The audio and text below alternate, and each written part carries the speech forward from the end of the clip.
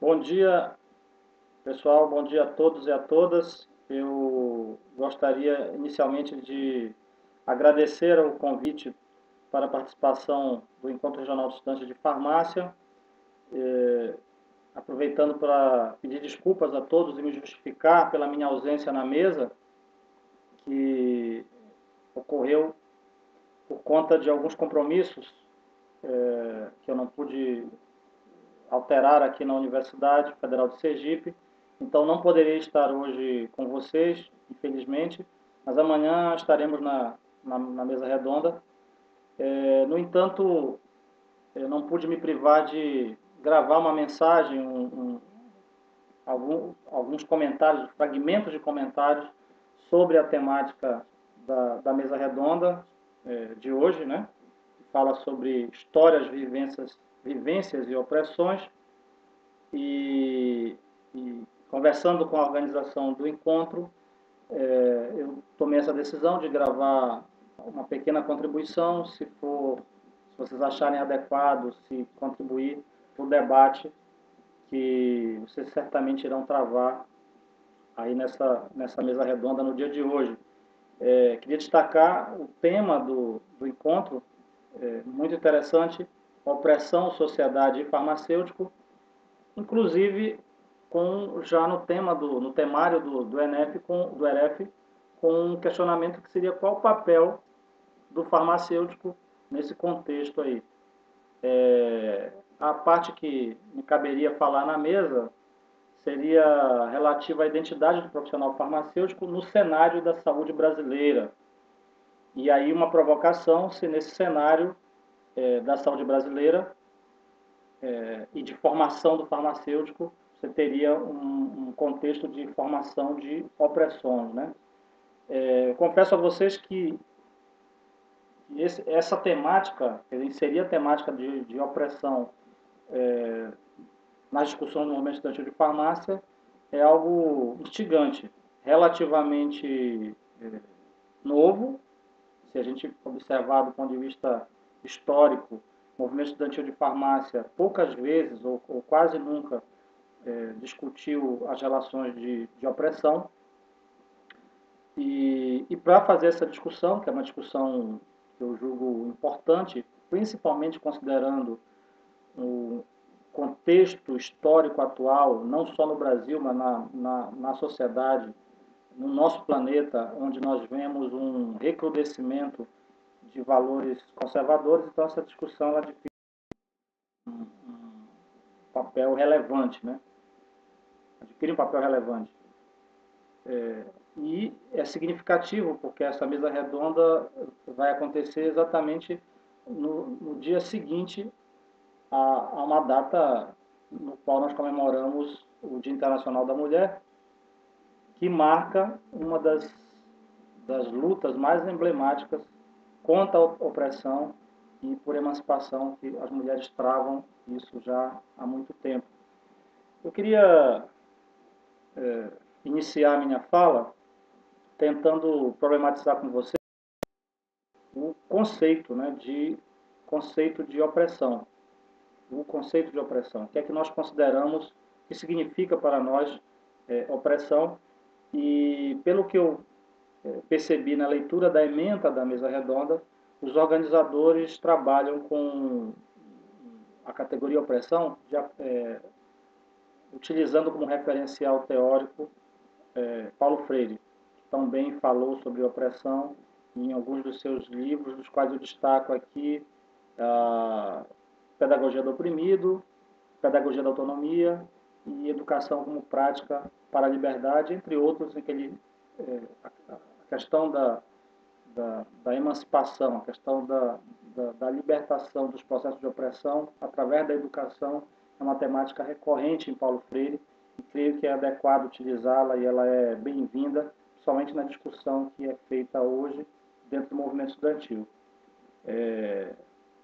Para Paulo Freire, a opressão, primeiro, é uma realidade histórica, destacando que o reconhecimento da opressão como realidade histórica significa compreender que ela é resultado de um processo de relação ou de relações de cunho político, social e econômico. Na verdade, ela é a manifestação no campo ideológico, cultural, social e político dessas relações que geraram grupos que oprimem, grupos sociais que oprimem outros grupos sociais, ou, talvez de uma forma mais objetiva, uma sociedade, né, que nas relações sociais nega o direito à autonomia para determinados grupos de sujeitos históricos, de seres humanos, né?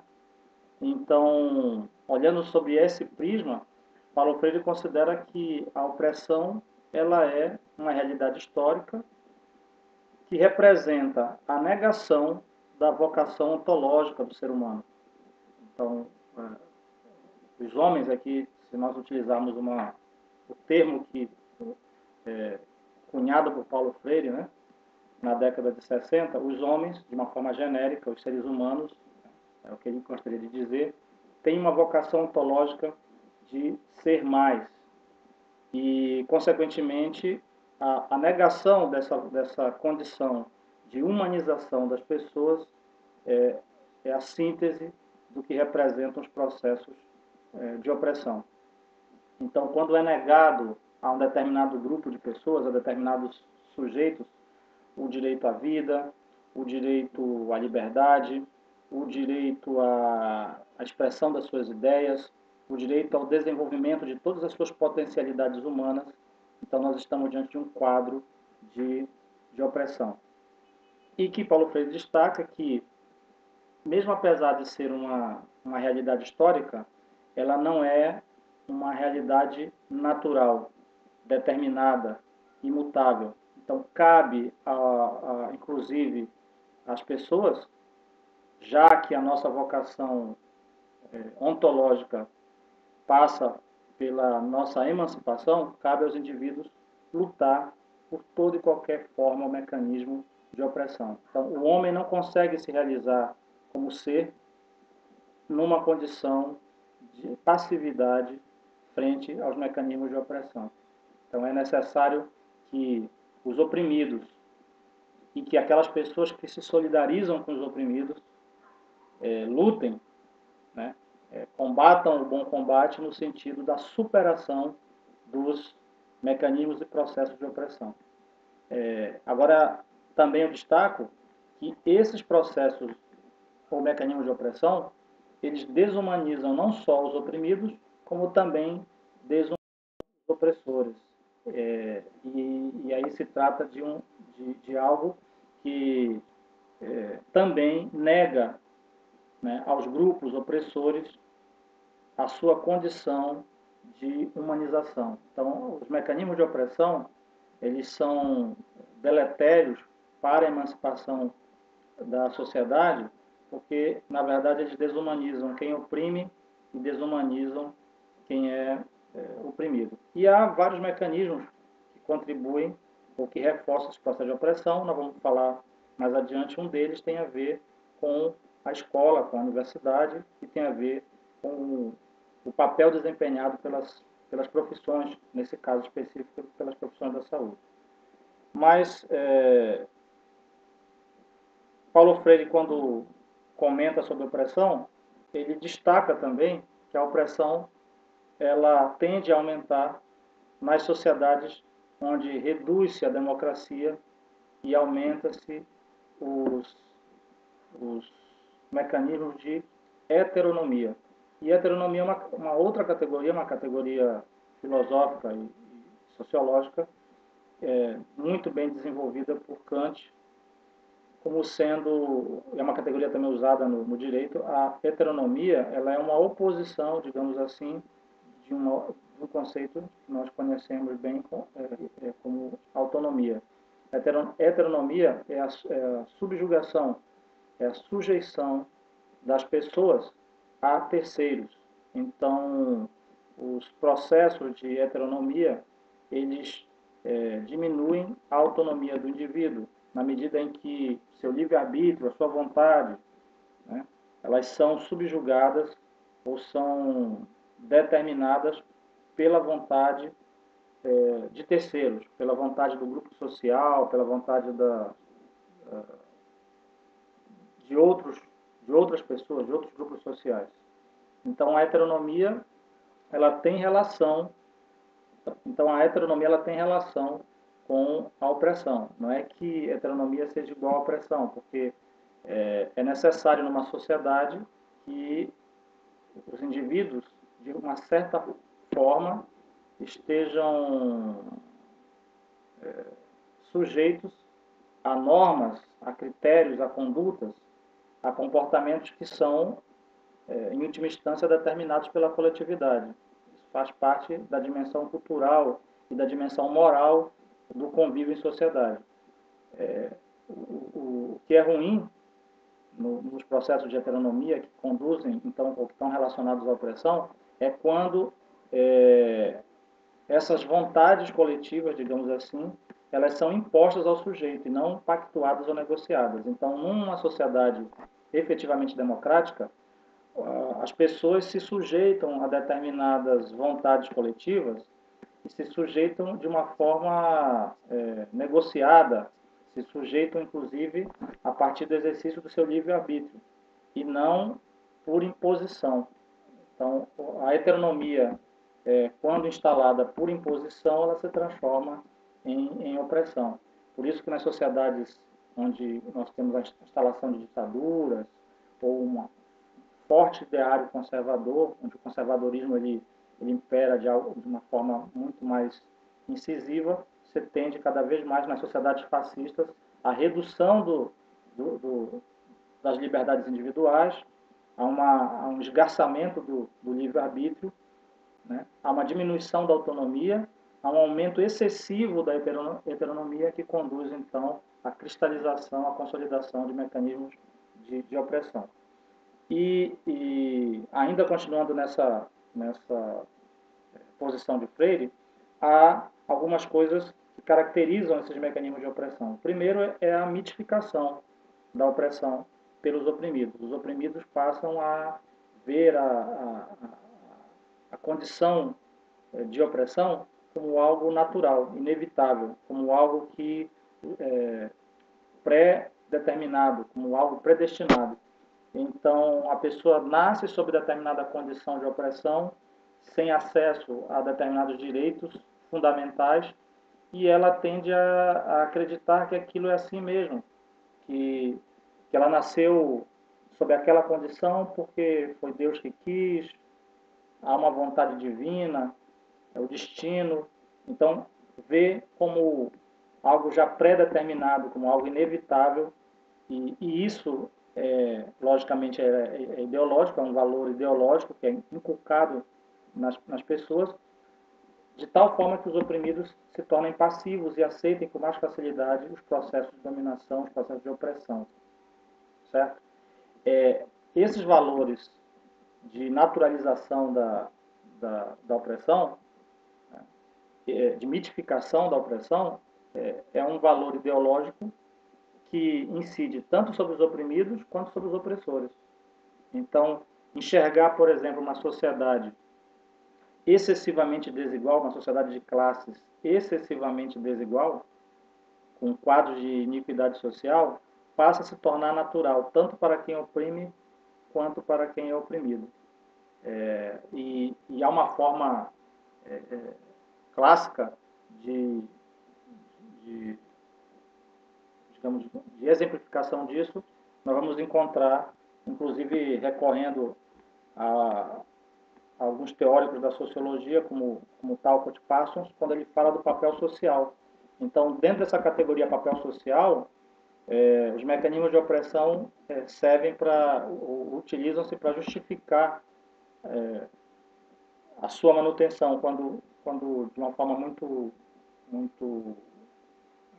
eu diria assim, até vulgar, a gente passa a acreditar que cada grupo social, que cada pessoa desempenha um determinado papel social. Então, o papel social das classes dominantes e o papel social das classes dominadas. Então, tudo isso tende à naturalização. A noção de papel social, que foi desenvolvida por Talcott Parsons, ela serve, inclusive, um ponto para que se reflita e se faça a crítica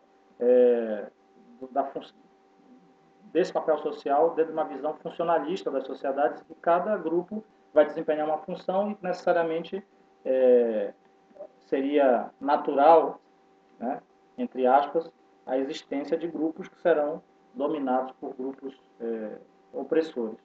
Então, a mitificação da opressão ela é algo marcante, uma característica das sociedades onde existe muito forte a questão da opressão. Ela é uma característica cultural.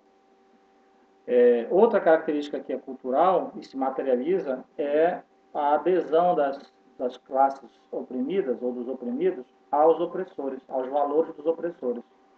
Então, o oprimido ele tende a mitificar e a depois admirar o opressor.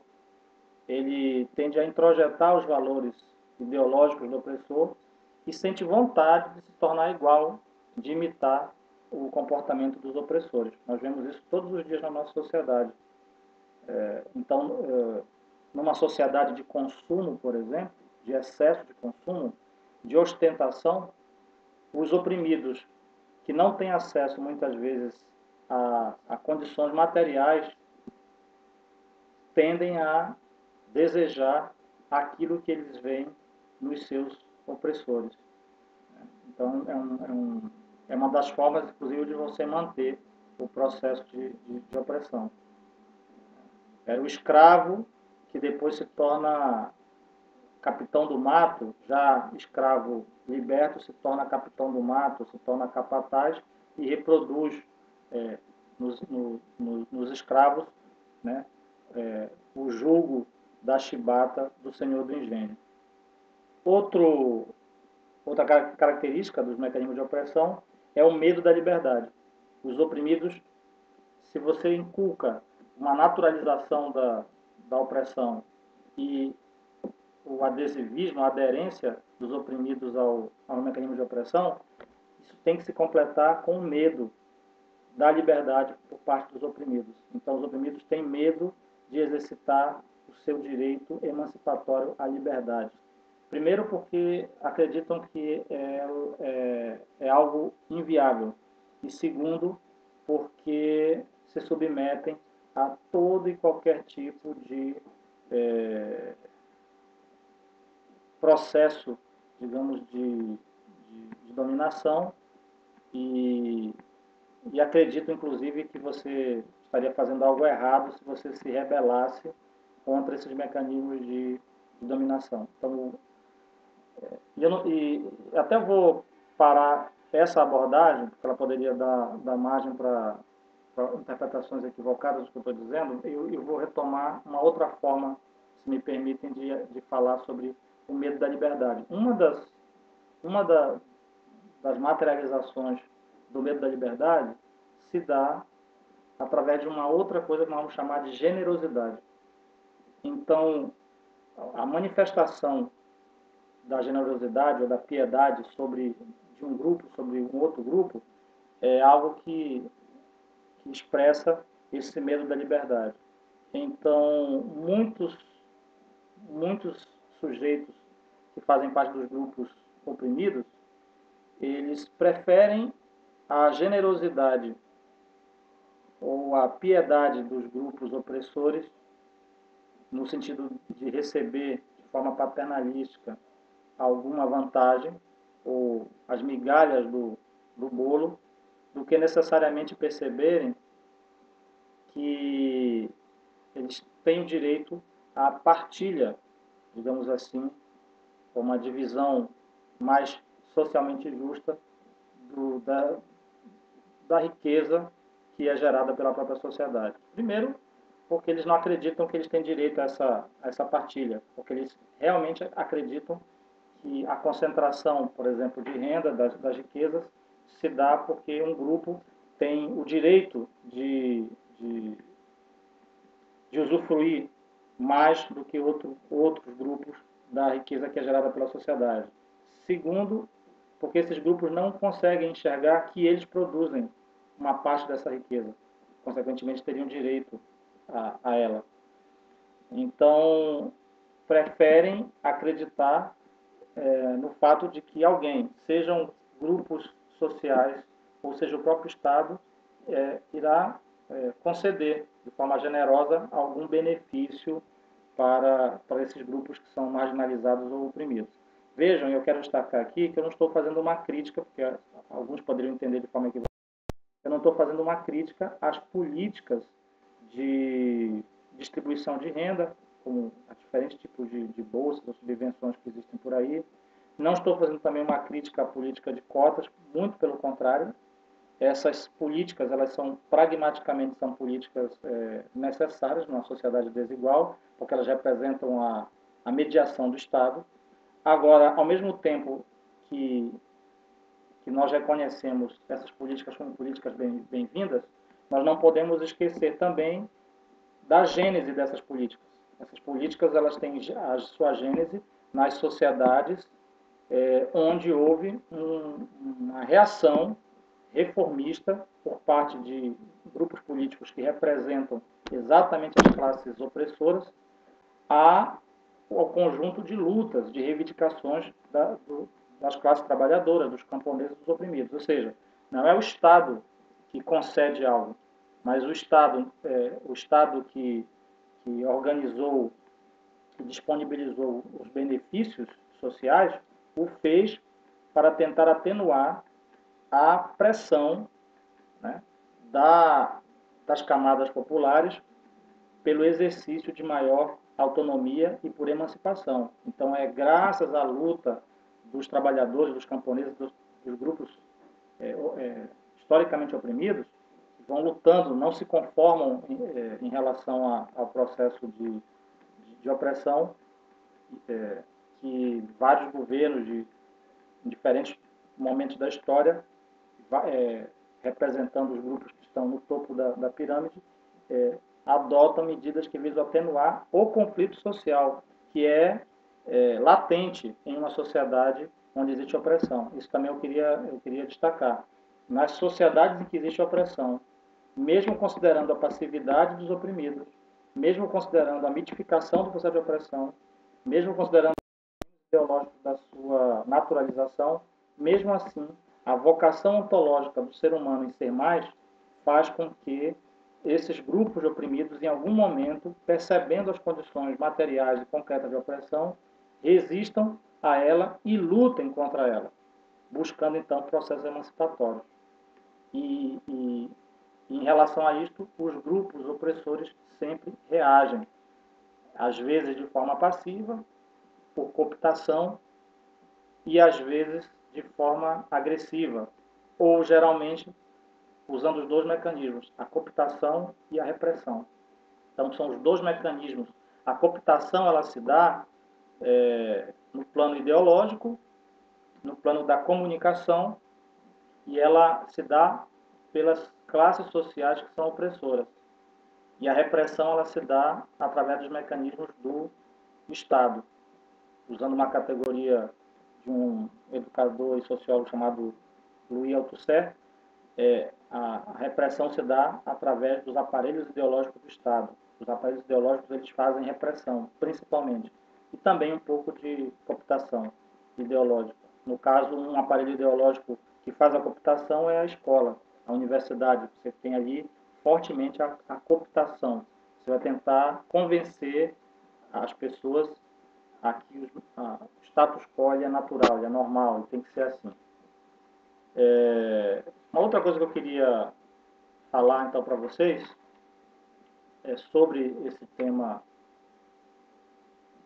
da identidade profissional farmacêutica no cenário da saúde brasileira e da opressão, tem a ver com uma outra categoria que eu identifiquei quando a gente começa a falar de opressão, que é a categoria do biopoder, e essa categoria do biopoder usada muito por Foucault, entendida como uma prática sistemática do Estado de regulação da vida das pessoas através da regulação do corpo das pessoas e da regulação o controle do tamanho das populações. O biopoder é uma das formas institucionalizadas de exercer a opressão. E o biopoder, ele dialoga muito com uma outra categoria, tanto utilizada por Foucault como utilizada por um autor chamado Ivan Illich, que é o processo de medicalização. E aí vai se aproximando da nossa realidade como farmacêuticos. Então, não sei até que ponto vocês têm uma formação, uma definição para a medicalização, mas a medicalização é a subjugação dos aspectos da vida humana, principalmente dos aspectos políticos e sociais e culturais, subjugar isso ao poder prescritivo das práticas médicas, da medicina, e aqui medicina é vista de uma forma bem ampla, tá? Então, você biologiza todos os aspectos da vida, inclusive os aspectos sociais, econômicos, políticos, culturais, fica tudo subjugado ao poder prescritivo da medicina, enquanto instituição social, que vai dizer o que é certo.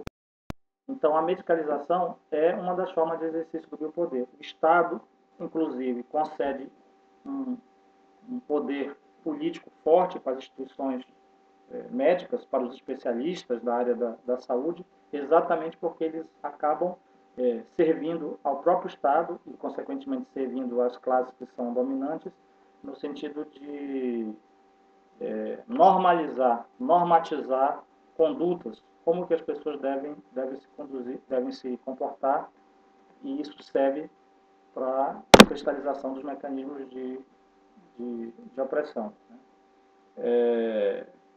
O termo biopoder foi usado pela primeira vez num livro chamado A Vontade de Saber, primeiro volume da História da Sexualidade, de Michel Foucault, e eu recomendo, com outros livros, Microfísica do Poder, acho que isso vocês conseguiriam fazer uma boa relação entre biopoder, como que o biopoder é a forma em que o Estado moderno é instrumentalizado pelas classes opressoras para manter os mecanismos de opressão e dominação. E a medicalização, tanto utilizada por Foucault em O Surgimento da Clínica, como também utilizada por Ivan Illich, na verdade, cunhou primeiro Ivan Illich, no livro A Expropriação da Saúde, o Nêmesis da Medicina, vocês vão encontrar ali a explicação dos mecanismos de medicalização. Então, você vai subjugar todos os aspectos da vida às ações prescritivas da instituição médica.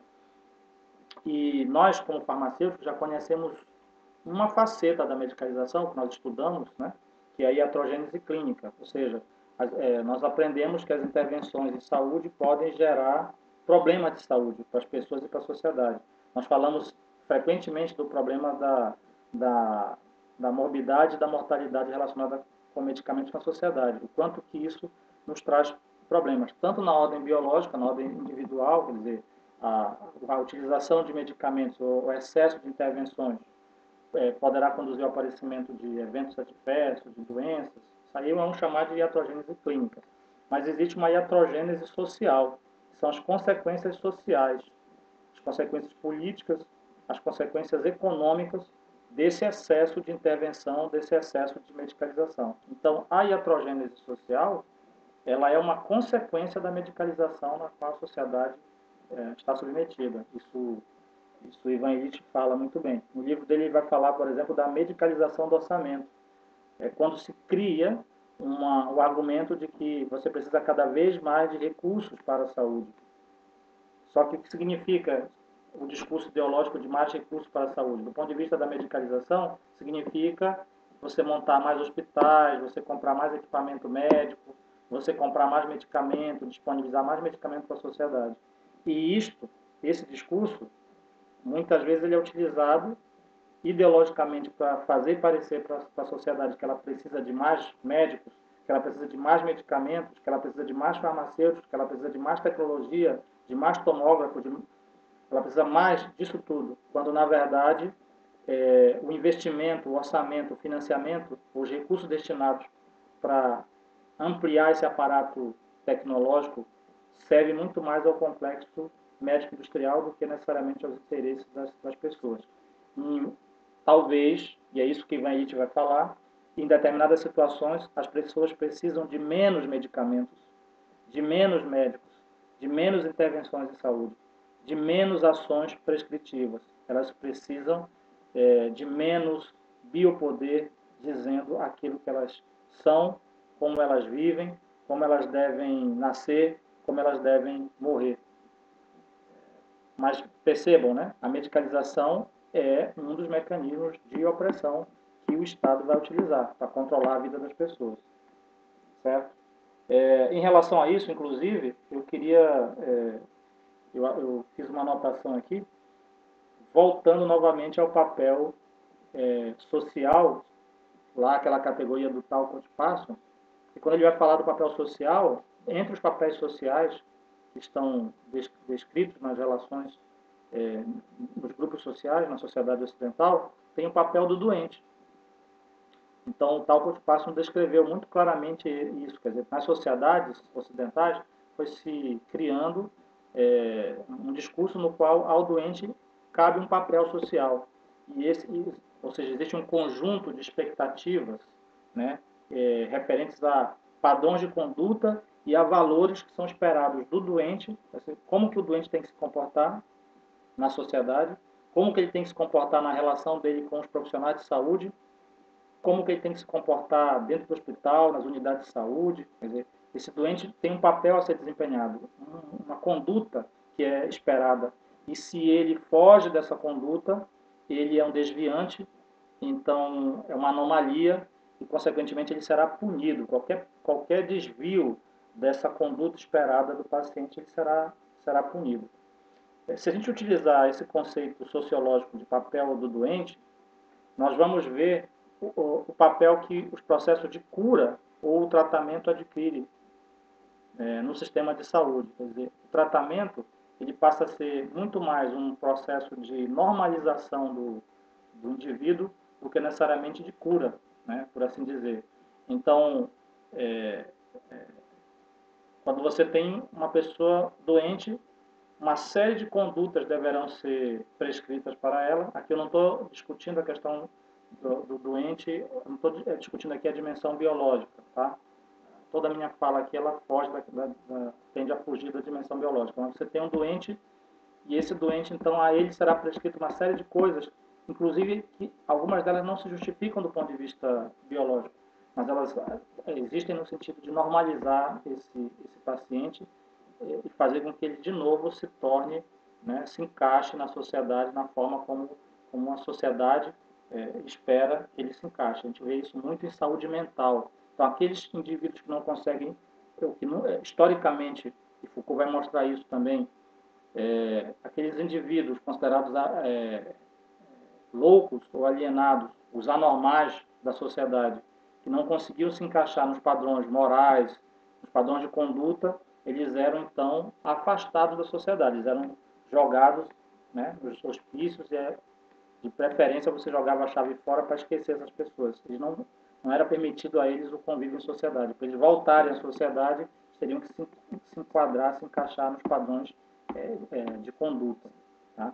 E até na minha vivência a gente percebe muito claramente isso. Então, é o paciente, muitas vezes, que chega no hospital, ele tem que seguir um protocolo. Se ele se negar a seguir aquele protocolo, ele perde a vez dele no hospital. Entendeu? Ele perde a vez, ele vai ser retirado do hospital, vai ter direito ao tratamento. Nós tivemos aqui no nosso hospital universitário uma situação como essa no ano passado.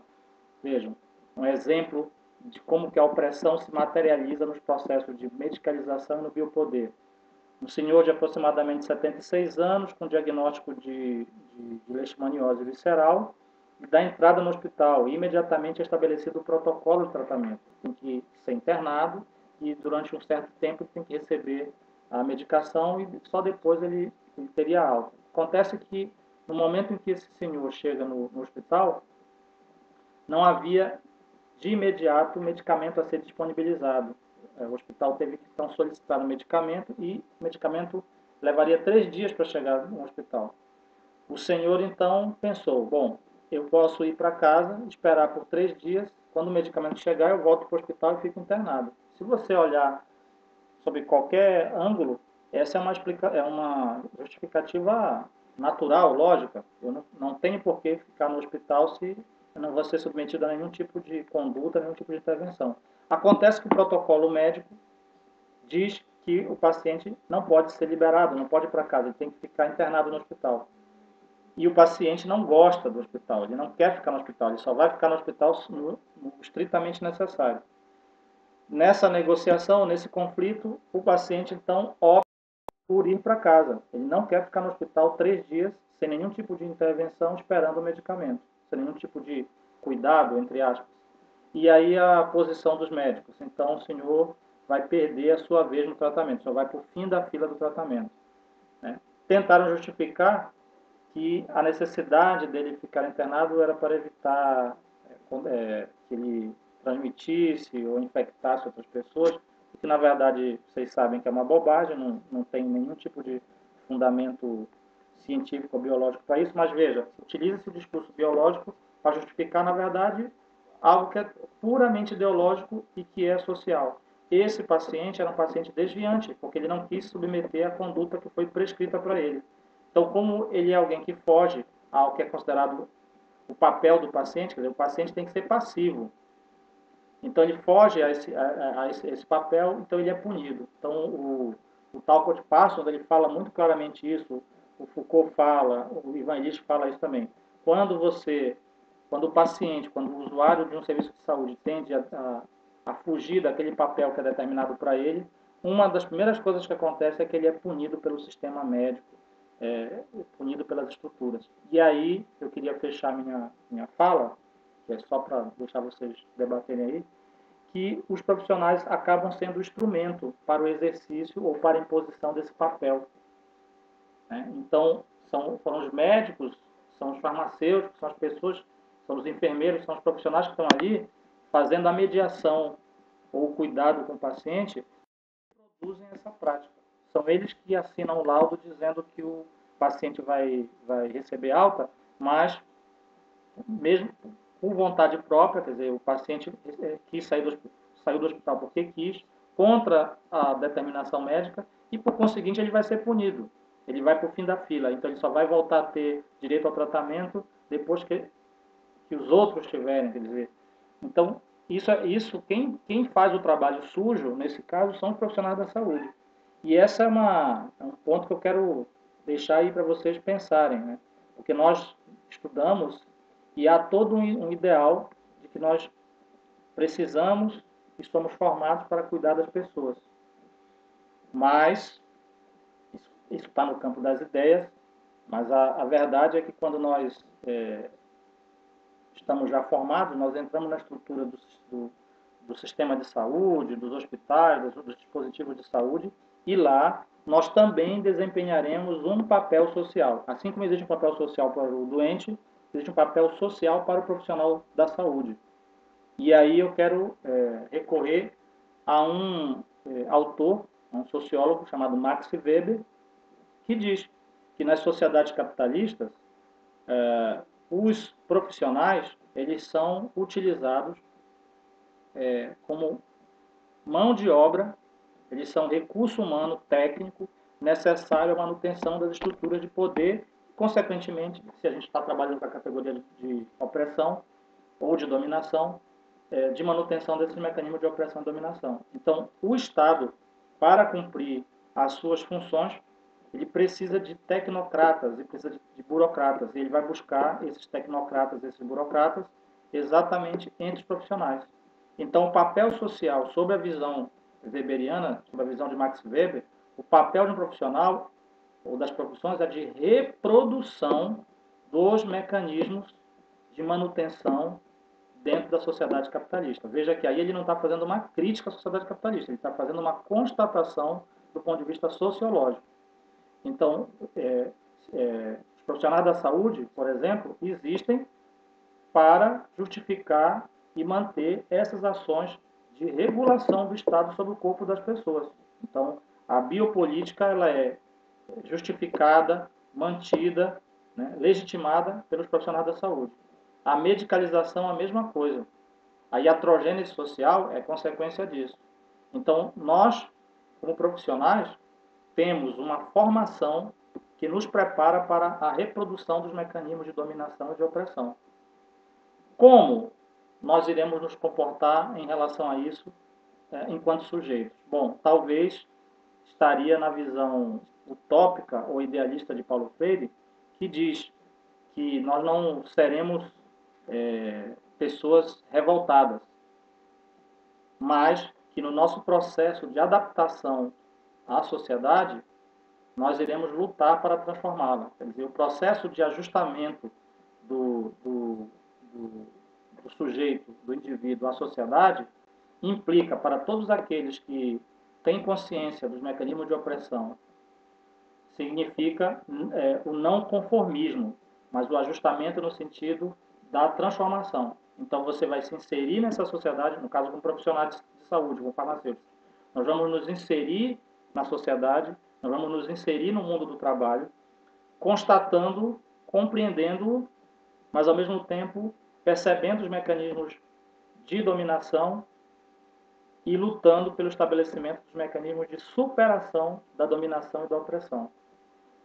Ou seja, não nos cabe um outro papel a não ser que sejamos profissionais de saúde engajados em compromissos como os da solidariedade para aqueles que e um compromisso político e social, e eu diria ético, permanente de transformação e de modificação das condições de desigualdade, de iniquidade e de exclusão, que são a forma mais expressiva, né, de exercício da dominação e de desumanização do homem pelo homem. Era isso o que eu teria a comentar com vocês. Desculpem ter me alongado e desejo sucesso aí no evento de vocês. Um abraço.